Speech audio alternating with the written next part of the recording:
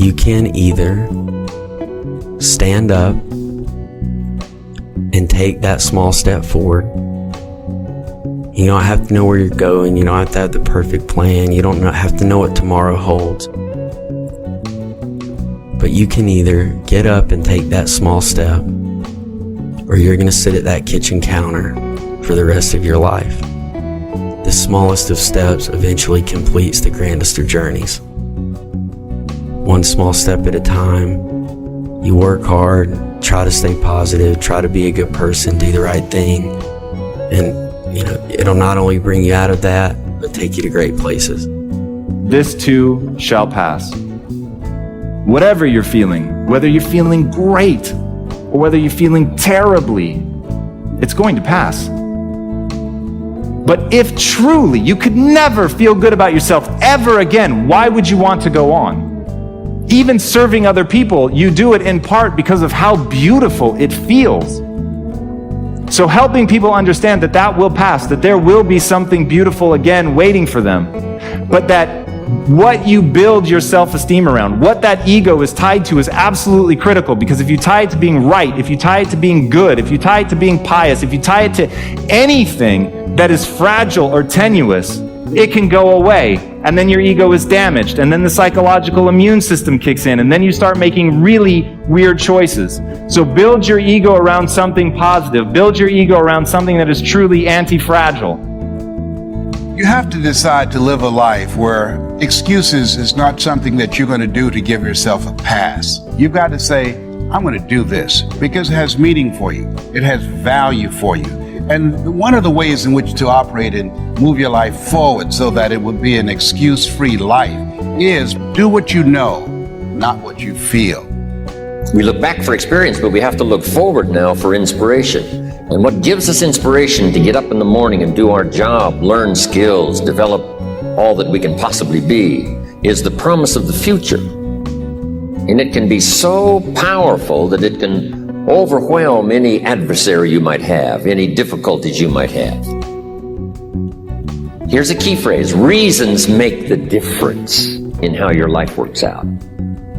Reasons make the difference in your appetite and zest for taking on the challenge, doing the job, becoming successful. Mr. Schoaf said, if you have enough reasons, you can do the most incredible things. You can get through the most difficult day. You can overcome the most unbelievable challenges if you have enough reasons. I found that nothing in life is worthwhile unless you take risks. Nothing. There is no passion to be found playing small and settling for a life that's less than the one you're capable of living. Now, I'm sure in your experiences in school and applying to college and picking your major and deciding what you want to do with life, I'm sure people have told you to make sure you have something to fall back on. Make sure you got something to fall back on, honey. But I never understood that concept, having something to fall back on.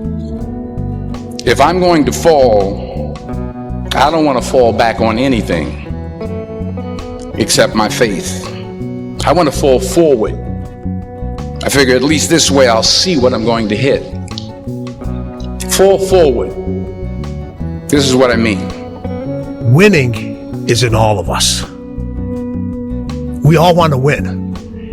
But the path people take to get to winning, everybody wants the end result and they want to feel the sugar and the confetti and all that other stuff.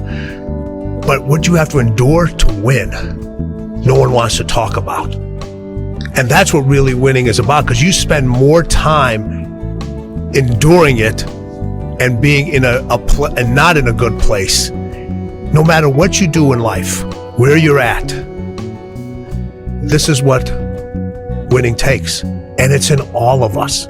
It's in all of us. You find wins every single day. And when you find that win every single day, you can get closer to whatever winning means to you. Don't rest in the middle. Rest at the end. Winners rest at the end. In order to win, you have to be seen. The first step is the hardest one. It doesn't matter how big that step is, or more important, how small that step is. you gotta do something. You gotta move in the right direction. Too often we fall into the trap of thinking we need to have everything figured out before we act. You don't have to have a roadmap before you set out. You don't even have to know what direction you're traveling. You just have to be willing to move and leave the past behind. It is about taking control over what choices you make, deciding to move forward. What would we do and love every day, even if we were failing? So it's not about who you are. It's about who you want to become and the price you're willing to pay to get there. Become that person. Change the world.